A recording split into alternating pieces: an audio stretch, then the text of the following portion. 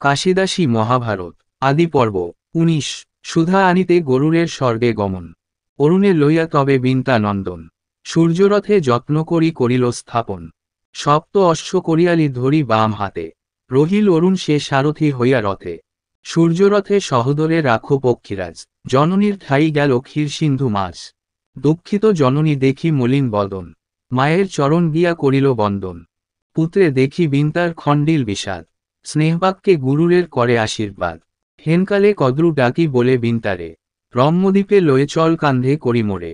রম্যক দ্বীপেতে মোর পুত্রের আলয়, তরিতে লইয়া চল বিলম্ব নাশ হয়।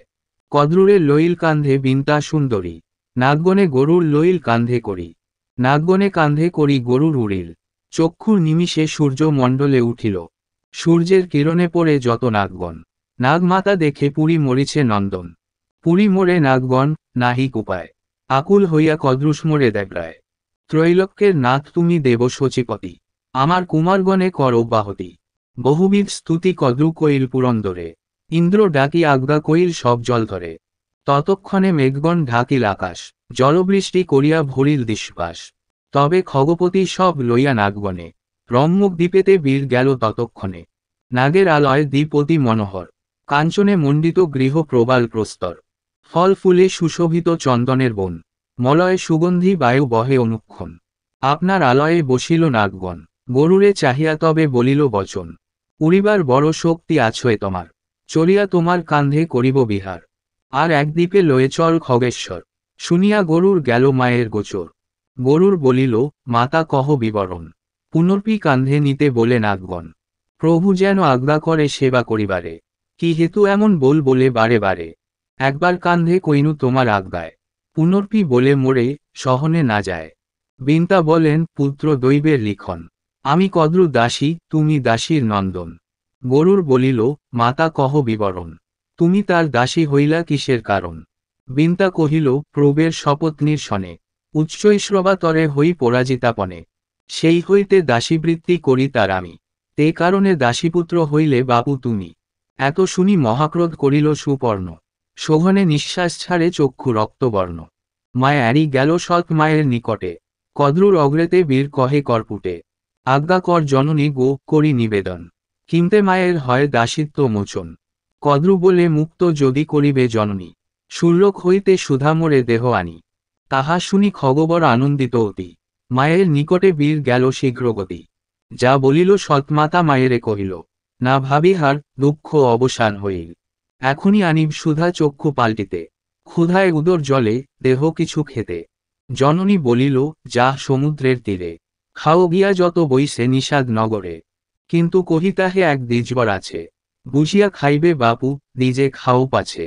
অবদ্ধ ব্রাহ্মণ জাতি কহিনু তোমারে, ক্ষুধায় আকুল বাছা খাও পাছে তারে। অগ্নি সূর্য বিষ হইতে আছে প্রতিকার, ব্রাহ্মণের ক্রোধে বাছা নাহিক নিস্তার। গরুর বলিল, যদি তাদ্দিস ব্রাহ্মণ, কিবা চিহ্ন ধরে দ্বিজ কেমন লক্ষণ।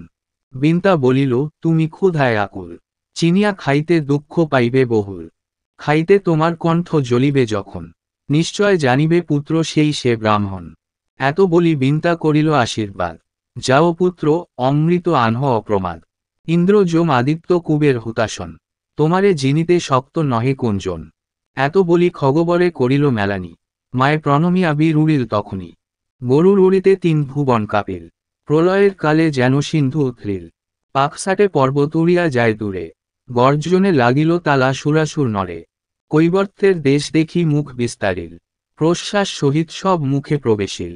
আছিল ব্রাহ্মণ এক তাহার ভিতরে, অগ্নির সমান জলে গরুর উদ্রে। গরুর স্মরিল তবে মায়ের বচন, ডাকিয়া বলিল, শীঘ্র নিঃস্বর ব্রাহ্মণ। ব্রাহ্মণ বলিল, নিঃস্বরী কি প্রকারে, ভার্যা মোর পুরী মোরে তোমার উদ্রে। কৈবর্তী না ভার্যা মোর প্রাণের সমান, ভার্যার বিহনে আমি না রাখি প্রাণ।